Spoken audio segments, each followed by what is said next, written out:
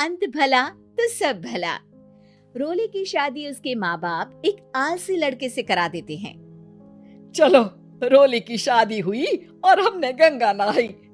और क्या, बेटियां तो होती ही हैं बोझ।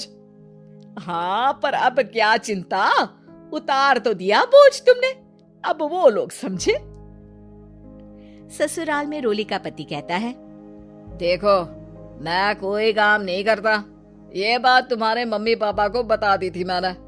अब जो किराया आता है दुकान का, उसी से घर का गुजारा करना है। कभी भूल से भी कोशिश ना करना किसी चीज की डिमांड की। क्या मम्मी पापा को पता था कि आप कोई काम नहीं करते? और क्या, बड़ा अच्छे से पता था। उन लोगों को तो तुम बोझ लगती थी, बोल रहे थे कि बस शादी कर लो और कोई मतलब नहीं है। रोली को ये सुनकर बहुत गुस्सा आता है, लेकिन करती भी तो क्या, क्योंकि वो जानती थी कि उसके माता पिता ऐसे ही हैं। जैसे तैसे रोली दिन काट रही थी। रोली को एक प्यारी सी बेटी होती है। धीरे धीरे वो बड़ी होती है और उसके साथ उसकी जरूरतें भी बढ़ती जाती है।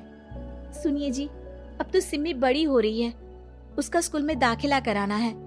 मैंने अब तक तो जैसे तैसे समय काट लिया, लेकिन मैं बच्ची की परवरिश में कोई कमी नहीं रखूंगी। अरे क्या है यार, अब तो लगता है कोई ना कोई काम ढूंढना ही पड़ेगा। अब पति रोज काम की तलाश में जाता और बिना किसी काम के वापस आ जाता। रोली समझ जाती है कि पति के अंदर अब काम करने की क्षमता नहीं है। वो बेटी को उच्च शिक्षा देने के लिए कुछ करना चाहती थी, लेकिन करती तो क्या करती। एक दिन रोली की सहेली कहती है, रोली, मेरी कोई औलाद नहीं है। अगर तू मेरी औलाद को जन्म दे तो मैं तुझे तेरे मुंह मांगे पैसे दूंगी। अरे, तेरी औलाद को मैं कैसे जन्म दे सकती हूँ? सरोगेसी से। बच्चा मेरा और वैभव का ही होगा, लेकिन कोख तेरी होगी। ये संभव है रोली। रोली कुछ सोचकर कहती है, मुझे मंजूर है, लेकिन मैं इसका 2 लाख रुपया लूंगी। अरे कोई बात नहीं, मुझे मंजूर है।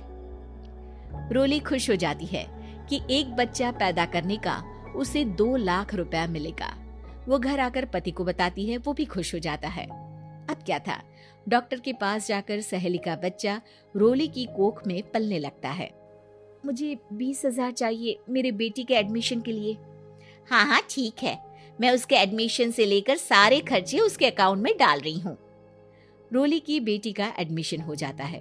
रोली को लगता है कि वो अब सब कुछ ठीक कर देगी। दिन और महीने आगे बढ़ते हैं। अब एक दिन, एक बात कहूँ जी, काश इस बच्चे को मैं रख पाती। मैं अब इससे काफी जुड़ गई हूँ। अरे यार, पता नहीं किसका बच्चा है, अपने पास है ना अपनी मुन्नी।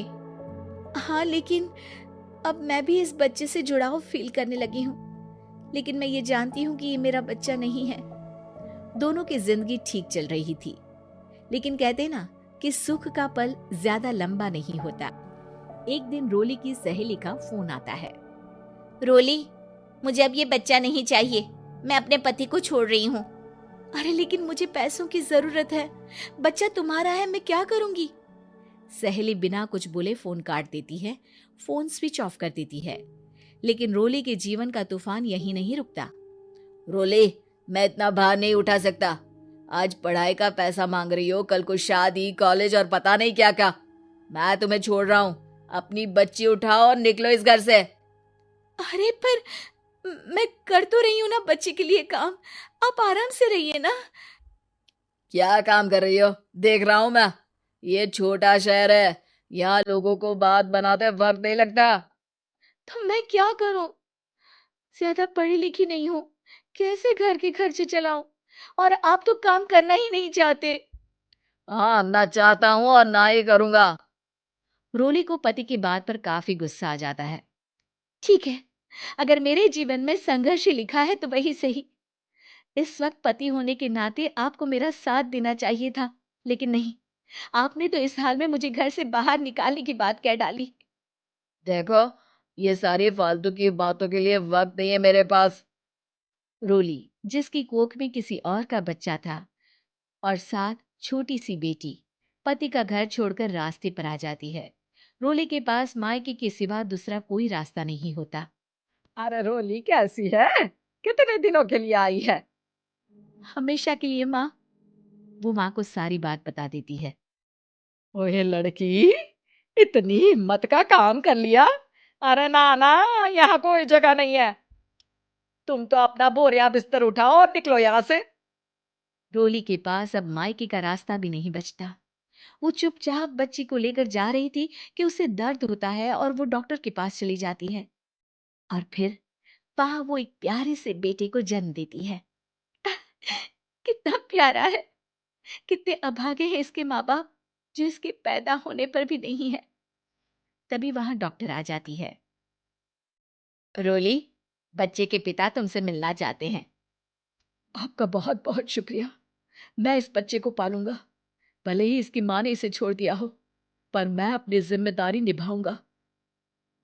तो क्या आप मुझे इसके पैदा करने के लिए जिन पैसों की बात हुई थी वो भी देंगे? हाँ, और साथ ही आप चाहें तो मेरे घर में रहकर मेरे बच्चे की देखभाल भी कर सकती हैं।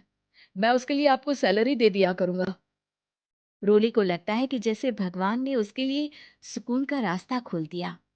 वो अब मुकेश के साथ उसके घर चली जाती है, जहां रहकर वो उस बच्चे की देखरेख करती है। अब मुकेश के घर को रोली अच्छे से संभाल लेती है। उसके लिए खाना बनाने से लेकर बच्चों की देखभाल और घर की देखरेख। धीरे धीरे मुकेश को रोली से प्यार हो जाता है। रूली, तुम्हारी बेटी और मेरा बेटा बिल्कुल भाई बहन की तरह साथ रहते हैं। हाँ, आखिर है तो एक ही कोख के बच्चे। अटैचमेंट तो होगा ही ना। रूली, तुमने घर और मुझे दोनों को संभाल लिया। ये तो मेरा काम है। आपने भी तो मुझे छत दी जिससे मैं अपनी बेटी की पढ़ाई और भविष्य के लिए पैसे जोड़ सकूं। अब रूली, क्या तुम मुझसे शादी करोगी? अब मैं जानता हूं तुम्हारी भी शादी कुछ खास अच्छी नहीं रही। रोली को मुकेश की बात ठीक लगती है। वो उसे हाँ बोलने की सोच ही रही होती है कि उसके पहले पति का फोन आ जाता है। रूली, मैं बहुत परेशान हूँ। मेरा एक्सीडेंट हो गया है। मैं चाहता हूँ तुम वापस आ जाओ। रोली को पुराने पति की चिंता होने लगती है। वो सोचती है कि वो क्या कर रही थी।